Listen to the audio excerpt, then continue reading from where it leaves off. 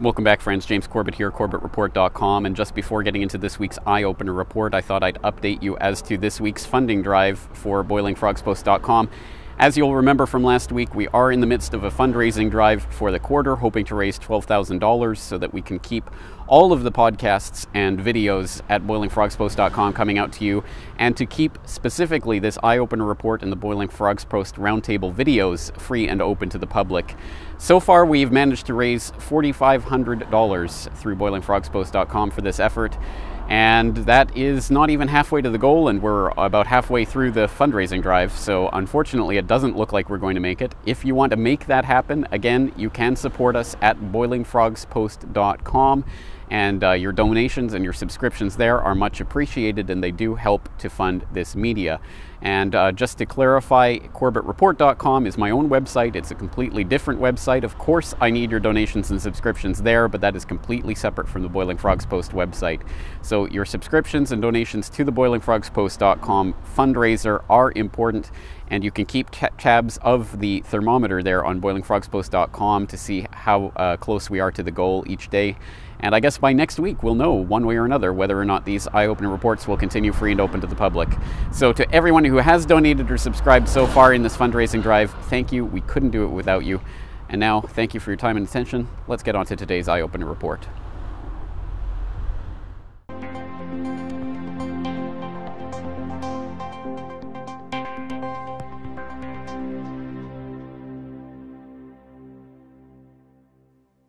You would have to have been living under a rock to have missed the rollout of so-called smart technologies in recent years. But for those unfortunate rock dwellers who have somehow avoided the smart propaganda, there is no shortage of flashy, cartoonish PR puff pieces that are willing to sell it to you.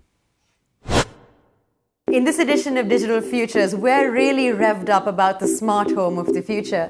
Now, this isn't some Minority Report style novelty, rather it's already a reality. And we can soon expect to see between 15 and 30 intelligent connected devices and sensors in an ordinary household. And what's really fascinating here is that in the near future, we can expect to see a truly integrated smart home with connectivity across devices. Although these bubbly, feel-good, lowest common denominator commercials leave the viewer with the warm fuzzies, they do little to explain what this so-called smart technology actually is. Stripped of all the hype and sweaty-palmed hyperbole of the massive PR campaign surrounding it, the only thing that smart really means is that a given piece of technology can be linked up to a network to send and receive information. The real question, of course, is why we supposedly need every gadget and appliance in our home, from our toaster to our thermostat, to be networked at all.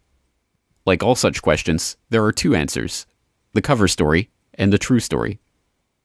The cover story is that networking these technologies will allow us to reduce the amount of power that we consume and, as an added bonus, save us money on our monthly power bill.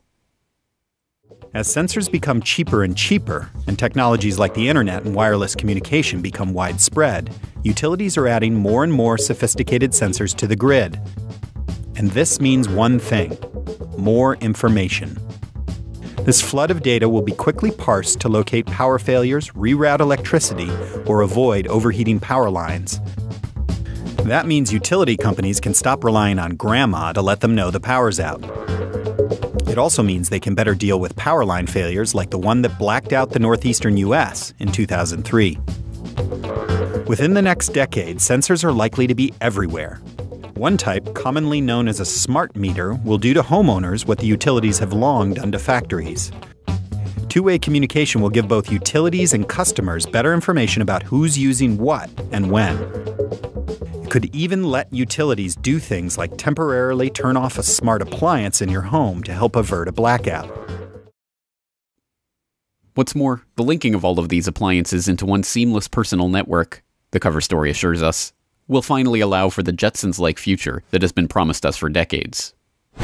You can even set the mood for yourself, so if you're longing for a romantic evening with your loved one, a nice bottle of wine, well, all you do is you simply press the touchscreen button on the smartboard and your favourite music will play, the lights will go down, and then it's just time to sit back and relax. If you were to notice that you're running out of wine, you can, for instance, add red wine to your grocery list on the smartboard. The smartboard helps you with your everyday chores. It's there to make life easier. Those with properly functioning bull excrement detectors might question whether the embedding of RFIDs and processors in our fridges and coffee makers and egg timers is really all about saving a few watts of electricity or the hassle of pressing a few buttons. This is where the true story of smart technology comes in. Smart technology represents less of a breakthrough in power distribution and more of a revolution in complete, constant, panopticon-like surveillance of everyone. As these smart technologies begin to invade our homes, we are becoming mere nodes in a giant network that we yet but dimly comprehend. Called the Internet of Things, the plan is to create a network that will eventually include every single object on the planet. And as the public is finally becoming aware, such networks provide golden opportunities for corporations and governments alike to collect data and spy on the population. This is not mere conjecture. Before becoming enmeshed in an affair that ultimately derailed his career, former CIA Director David Petraeus bragged openly about how these smart technologies would allow intelligence agencies to spy on everyone in their own homes using their own appliances. Speaking at a summit for In-Q-Tel, the CIA's venture capital firm, Petraeus noted, "Items of interest will be located, identified, monitored, and remotely controlled through technologies such as radio frequency identification, sensor networks, tiny embedded servers, and energy harvesters." In practice, these technologies could lead to rapid integration of data from closed societies and provide near-continuous, persistent monitoring of virtually anywhere we choose. Whether Petraeus' own downfall is a result of FBI eavesdropping on private emails as part of a plan to warn future would-be whistleblowers, poetic justice, or mere irony, it is nonetheless instructive. When everything that anyone does is tracked, traced, and databased at all times, from our dishwasher usage to our television viewing to our toilet flushes, no one will be able to avoid the gaze of the state, regardless of whether or not they have something to hide. As IT World's Kevin Fogarty observed, if J. Edgar Hoover were alive, he would die of jealousy at the technologies available to the would-be big brothers of today. As nightmarish as this seems, the possibilities for tyrannical misappropriation of this technology are even worse. Given that networked appliances allow for remote access, smart technology actually raises the specter that governments and corporations will be able to control the items in your own home. Here again, as much as this sounds like Buck Rogers' fantasy or Orwellian nightmare, it is in fact mundane reality. As far back as 2008, California lawmakers were already tabling legislation that would mandate the installation of smart technologies and allow government bodies to automatically adjust homeowners' thermostats up or down to conserve energy at peak usage times. The stark truth is that any appliance can be turned on or off, adjusted, or otherwise manipulated by anyone with access to the network remotely, including your own car. The slide that's been omitted showed a result of the researchers at UCSD and the University of Washington hacking into the dashboard display of a typical American sedan, making it show that the car was going 140 miles an hour while in park. Most worrying of all, whether or not we want to use these technologies, the average person is being left with little choice. More and more of the appliances and household goods we use have these technologies embedded by default, and now, thanks to the so-called smart meters that are increasingly being installed in people's homes without their knowledge or consent, that choice is being removed entirely. I was hearing this banging on the basement door, which is the door that leads into the hydrometers that are in here. And so I leave my bed and I come down here and I sit right here on the step and I'm like, okay, I'm gonna film this.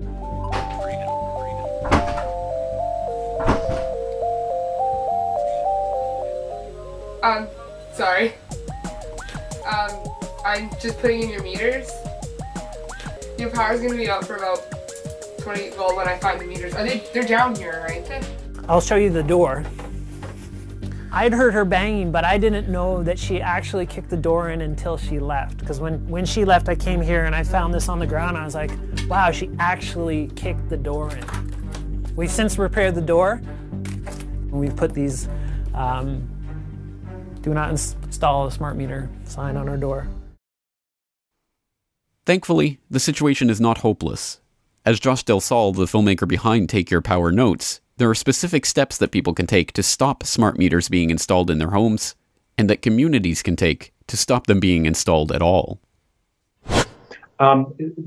the first thing that people need to know and need to do is to write your utility a letter saying you don't want a smart meter. You will not accept an advanced meter or upgrade, whatever they're calling it. You don't want it. Okay, there's templates on our site, takebackyurpower.net. Click the Take Action button, and there's links and templates and a bunch of information there that can walk you through the process. So, you don't need to connect all the dots in order to say no or in order to demand that meter be removed from your home. So you have those rights. So in the greater picture, since 2010, there's been hundreds of local governments who have issued a moratorium against the installation of these meters. Now, in some cases, those local governments have not been able to enforce or have not had the political will, you could say, to enforce their moratorium, their request for moratorium. So utilities such as in California, PG&E, are just attempting to steamroll the installation of smart meters.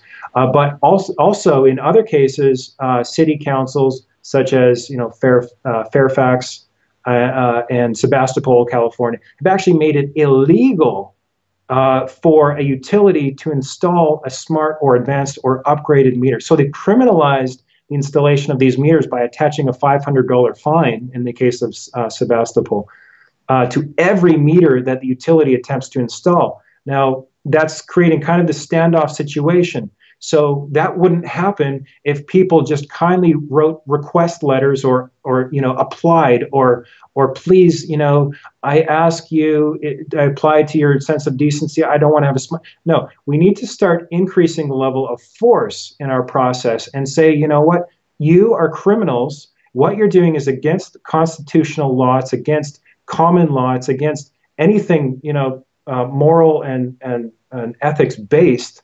And you will be held accountable as corporations, but more importantly, as individuals at the heads of these corporations, on the boards of these corporations, in government, who have the ability to say no to this agenda. But so far you haven't. Okay, so here's the information. And you now have the ability to say no. And there's going to be all these people in your constituent base that are going to have access to this documentation, which makes you, it asserts the fact that you're financially liable, and they will be able to sue you. And hopefully we don't have to do this with too many public officials before everyone gets it. Make no mistake, the fight against smart technologies is going to be an uphill one. For a population that understands little outside of the realm of bread and circus entertainment, explaining why anything with the word smart in front of it may be a bad thing will be challenging enough.